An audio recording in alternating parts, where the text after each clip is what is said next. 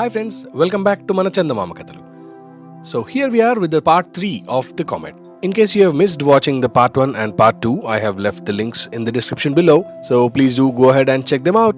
A quick recap before we get into the part 3. Samarsen, the commander-in-chief of the Isle of Kundalini, has started on a voyage of plunder.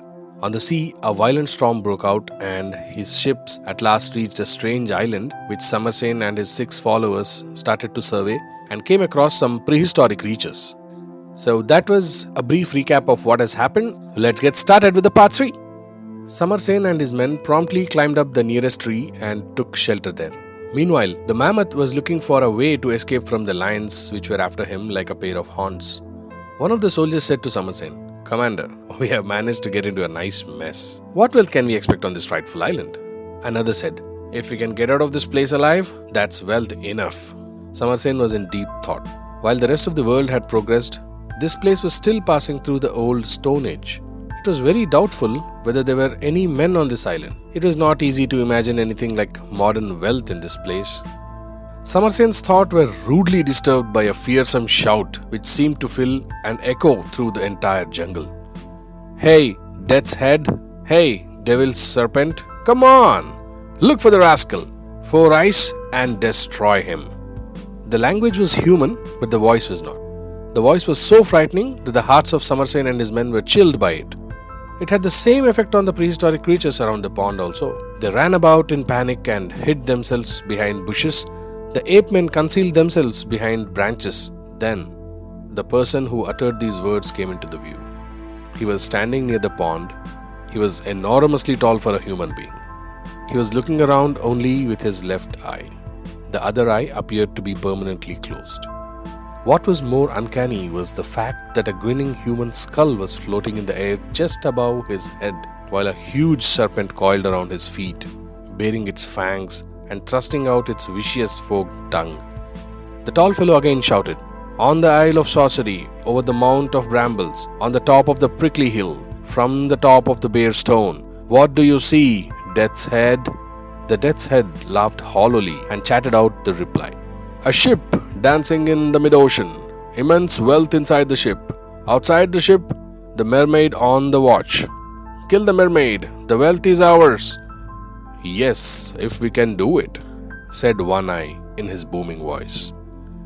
"But 4 eyes, the devil take him." Samarsen, who was listening to all this, was both frightened and intrigued by what he had heard. It was clear to him that they were now on the Isle of Sorcery. Evidently, if one got up the prickly hill and stood on a certain rock, one could see a ship of riches floating on the sea. But then, who was this 4 eyes? What was the nature of the enmity between One Eye and 4 eyes? Could it be on account of the wealth in the ship, or was there any other reason?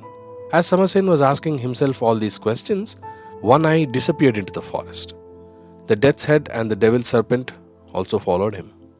Now Samarsen's followers heaved a sigh of relief, but fear still lingered in their faces as they looked at their leader. One of them said, "This One Eye seems to be a sorcerer. See the skull and the snake that accompany him? They are enough to give anyone the creeps. Our valor and bravery are of no avail against magic. I am thinking that the sooner we leave this place, the better for all of us." Samarsen's reply amazed everyone. He said, "At last we have an assurance that there is a wealth around this place. What we require is courage and fortitude necessary to obtain it."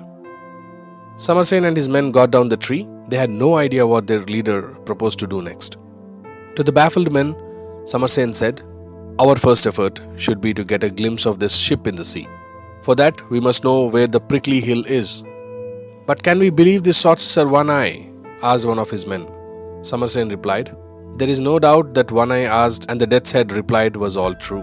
There's nobody around here to fool. But there are other troubles confronting us. For instance, we have heard that a mermaid is keeping watch over the treasure in the ship. We have also a reason to believe that there is some sort of rivalry between One Eye and another called 4 Eyes. It is quite likely that 4 Eyes too is going to prove a stumbling block to us in our efforts to get the treasure in the ship. We must find a way of overcoming all these difficulties." The men were quite incapable of giving any suggestions, and they were frightened more than ever before. Samarsen took a cautious look around and led the way while his men followed him behind. They have gone very far when they heard an ear-splitting shriek. Samasen looked up and saw an awesome black owl flying over them, crying in human voice, "Four eyes, the human scum, beware of the human scum." The owl went on repeating this warning to the dismay of Samasen and his men. They were amazed at the power of the sorcerer who could make an owl speak the language of man. Such a sorcerer could do almost anything. But there was yet another surprise in store for them. From the branches above, a huge ape man jumped down, and the awesome owl, which had been flying around and hooting in human words, swooped down onto the shoulder of the ape man and whispered something in his ear. The ape man suddenly turned round and saw Samasen and his men. Then he caught hold of the creepers hanging from the trees, and swinging from one tree to another in easy bounds, was soon out of sight. One of the men entreated Samasen, "Enough, Commander, let's turn back. We have nothing to gain on this isle of sorcery. Our swords and arrows are nothing in front of these sorcerers who can make a bird and beast take their messages. Let's turn back." Samasen appeared not to have heard any of these entreaties. He was just looking at the awesome owl which was regarding them with his horrible red eyes. Suddenly, Samasen snatched a bow from one of his followers and, setting an arrow to it, pulled the cord. "Don't shoot the magic bird, Commander," said one of the men in anguish. "We may become the enemies of the sorcerer." "Let's settle this once for all. Let's measure our power against them. Anyways, we have gone too far to turn back now," Samasen said, smiling. He trained the arrow upon the owl and let it fly. In another instant, it struck the owl. But if Samasen had expected the owl to fall down and die, he was completely disillusioned. The owl simply plucked away the arrow sticking in his wing with his beak and cried out, "You human scum! You hope to kill me, whom the sorcerer One Eye could not touch? You and your silly arrows! Just wait till Four Eyes squeezes the blood out of you." Samasen was now really frightened. He knew that fate awaited him and his men.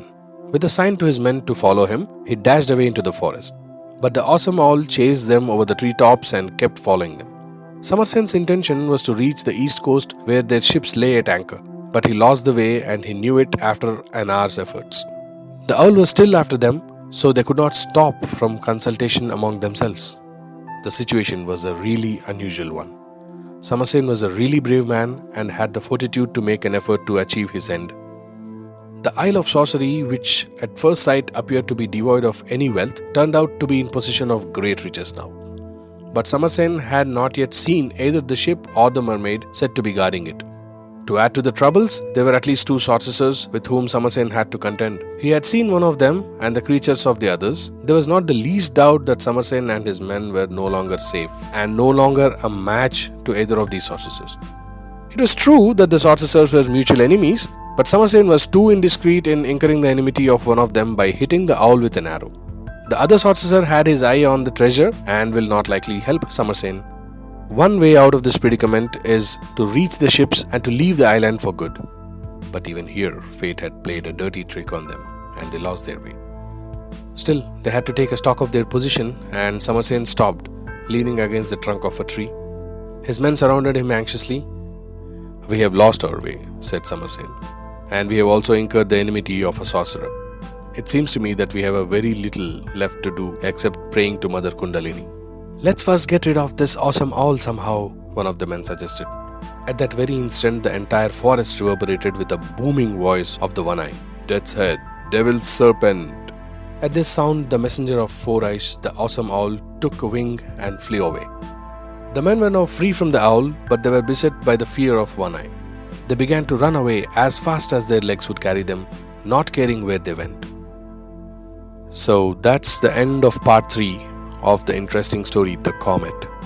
Let's get back next week to see what happens between the One Eye and the Four Eyes, and what is the fate of Samasen and his men who landed on this island of sorcery. Hope you like this video. Please do click the like button and do subscribe to my channel, and in case you have not pressed the bell icon, please do hit that so that the notification of the next interesting part of the story gets to your YouTube app directly. Thank you. Have a great day.